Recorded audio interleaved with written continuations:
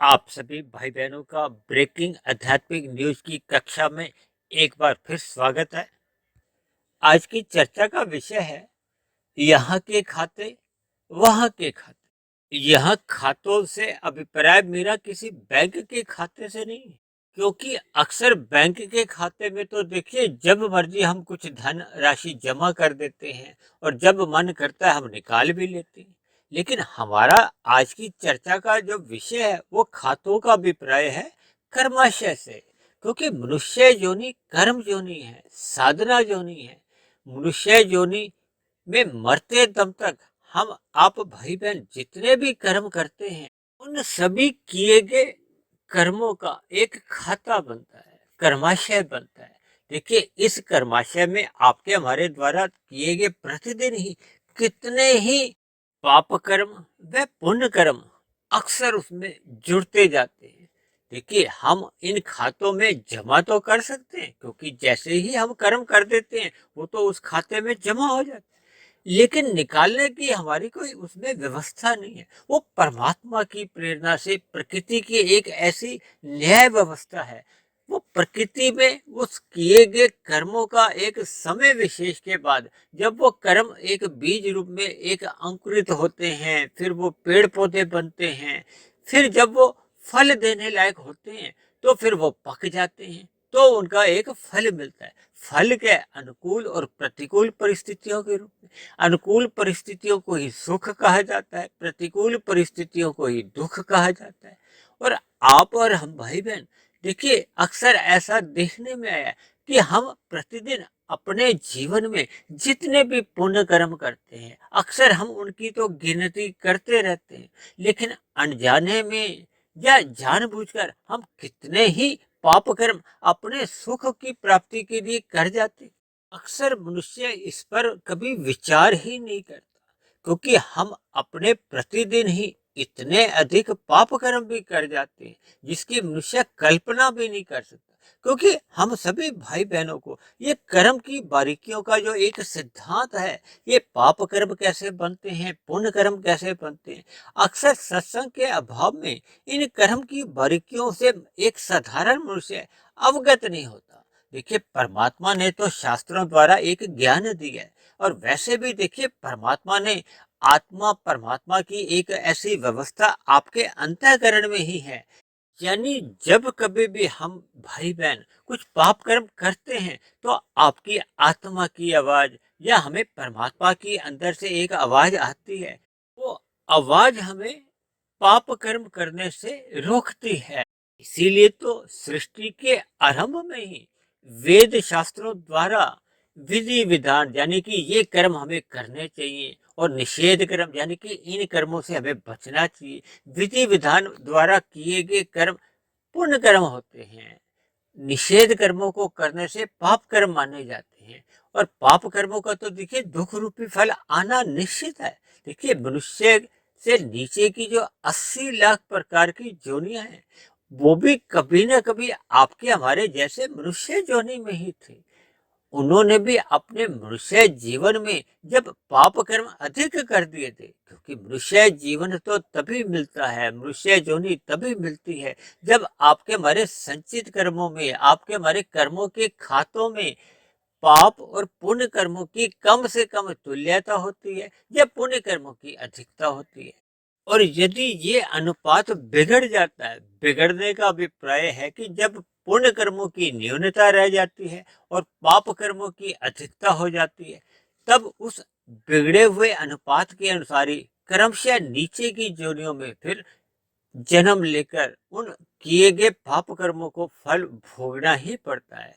और जैसे जैसे नीचे की जोनियों में पाप कर्मों का फल भोगा जाता है, तब ऐसी स्थिति में पाप कर्मों का कर्माशय कहो या अनुपात घटने लगता है। वो जब घट घट के पुण्य कर्मों की बराबरी में आ जाता है तो फिर पुनः मनुष्य योनि की प्राप्ति हो जाती है। लेकिन मनुष्य योनि और अन्य जीवों के अनुपात हमें सोचने पे एक मजबूर करता है कि हम सभी भाई बहन अपने मिले हुए जीवन में पुण्य कर्मों की तुलना में पाप कर्म अधिक कर जाते हैं। क्योंकि देखिए नीचे की जोनियों में पेड़ पौधे, कीड़े मकोड़े, कीट पतंगे, और मैं अभी देखिए जीवाणु विषाणु की तो बात ही नहीं कर रहा। अक्सर हम देखिए सितंबर अक्टूबर नवंबर के महीने में ये जो मच्छरों की संख्या देखते हैं तो हैरान हो जाते हैं। एक एक खंबे पे कितने कितने मच्छर होते हैं। ऐसे कितने ही खंबे, कितने ही शहर, ऐसे ही कितने ही पक्षी हैं, कितने ही प्रकार के पशु हैं। इन सभी बातों पर जब हम चिंतन करते हैं तो हम पाएंगे कि देखिए मनुष्यों की संख्या तो उन अनुपात में बहुत ही कम है। इसका अभिप्राय क्या है कि एक साधारण मनुष्य सत्संग के अभाव में या कुसंग के प्रभाव से अपने सुख प्राप्ति के लिए विशेष रूप से देखिए कलयुग में बहुत अधिक पाप कर्म कर जाता है। और देखिए हम पाप कर्म करते हैं या पुण्य कर्म करते हैं तो उसके खाते बनते जाते हैं, कर्माशय बनता जाता है। देखिए हम अपने पुण्य कर्म के सुख रूपी फलों को तो त्याग कर सकते हैं, लेकिन जो पाप रूपी कर्मों का हम जो दुख रूपी फलों को तो हम त्याग भी नहीं कर सकते। उनको तो हमें देखिए भोगना ही पड़ता है। ये तो परमात्मा की एक उन सभी तामसी योनियों पे कहो, यानी कि नीचे की 80 लाख प्रकार की योनियों के जितने भी जीव हैं, जो कि असंख्यों के भी असंख्य हैं, उन सभी पर एक दया भाव रहते हुए उनको क्रमशः अचेत रखा है ताकि उनको अपने दुख भोगते समय पीड़ा ना हो। अक्सर मनुष्य इस भ्रम में रहता है कि मनुष्य इस जगत में जितने भी पाप कर्म करता है, यदि वो पुलिस द्वारा पकड़ा नहीं जाता या न्यायालय द्वारा उसको कोई सजा नहीं दी जाती, ऐसे में अक्सर मनुष्य सोचता है कि मैं इस अपराध के सजा से बच गया। देखिए हम यहाँ अगर बच भी जाते हैं लेकिन वहां के खाते में हम बच नहीं पाते। देखिए संसार में अगर किसी ने 10 लोगों की हत्या की है, ऐसी स्थिति में यदि वो पुलिस द्वारा पकड़ा भी जाता है, न्यायालय द्वारा उसका अपराध साबित भी हो जाता है, लेकिन ऐसे अपराधी को 10 बार तो सजा नहीं मिल सकती। देखिए एक बार सजा होने के बाद तो उसकी मृत्यु हो जाती है, लेकिन परमात्मा के यहाँ के जो खाते होते हैं वो एक बार की सजा तो यहाँ भुगत ली जाती है, शेष 9 हत्याओं का अपराध अभी उसको भुगतना पड़ता है। और इसी तरह मनुष्य देखिए अपने मिले हुए जीवन में कितने ही प्रकार के एक मांसाहार भोजन का सेवन करता है, तो कितने ही ऐसे जीवों की हत्या होती है। क्योंकि परमात्मा की नजरों में देखिए हम किसी भी जीव को अपने सुख के लिए यदि हिंसा करते हैं, तंग करते हैं, मारते हैं, यानी शास्त्रों में कहे गए निषेध कर्मों को कर जाते हैं, तो फिर आपको हमें इन किए गए अपराधों का, पापों का हमें दुख रूपी फल भोगना ही पड़ता है। और कभी कभी देखिए ऐसा भी देखा जाता है कि न्यायालय में कुछ गवाहों की गैर मौजूदगी में या तथ्यों की एक कमी के कारण कभी कभी अपराधी बच भी जाते हैं, लेकिन परमात्मा के यहाँ ऐसे सभी अपराधियों को वो जितनी जितनी पाप की सजा होती है वो भुगतनी ही पड़ती है, क्योंकि हम सभी आत्माओं के एक व्यक्तिगत कर्माशय होते हैं।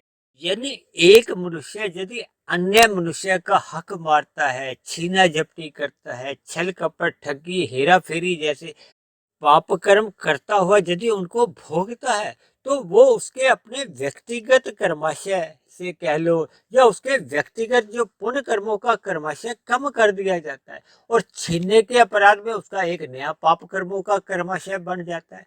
तब ऐसी स्थिति में जिससे हम छीना झपटी करते हैं या चतुराइयां करते हैं, उन व्यक्ति विशेष की परमात्मा की एक व्यवस्था द्वारा उस हानि की कहो या एक क्षतिपूर्ति के सिद्धांत के अंतर्गत उनका पुण्य कर्मों का कर्माशय बढ़ा दिया जाता है, या उनका जो व्यक्तिगत पाप कर्मों का कर्माशय है उसमें उतनी ही कमी कर दी जाती। इसीलिए तो अक्सर कह दिया जाता है ना कि परमात्मा के यहाँ देर है अंधेर नहीं। मैं तो यहाँ तक कहता हूँ कि परमात्मा के यहाँ देखिए देर होने का तो प्रश्न ही नहीं होता, क्योंकि परमात्मा की एक न्याय व्यवस्था अपने आप में ही बहुत ही अधिक प्रभावशाली ढंग से कार्य करती है। देखिए उदाहरण के लिए ये जो भारत में आप देखते हो ना, हम जगह जगह भंडारे देखते हैं तो लोग इस भ्रम में रहते हैं कि हम ये मुफ्त में अन्न ले रहे हैं। देखिए, भंडारा करने वाले को तो पुण्य कर्मों का कर्माशय बन जाता है, लेकिन हम जितना भी भोजन ग्रहण करते हैं वो हमारे स्वयं के खाते में से ही कम कर दिया जाता है। देखिए, परमात्मा के यहाँ कर्म फल व्यवस्था के अनुसार हमें किए गए कर्मों का ही हमें फल मिलता है।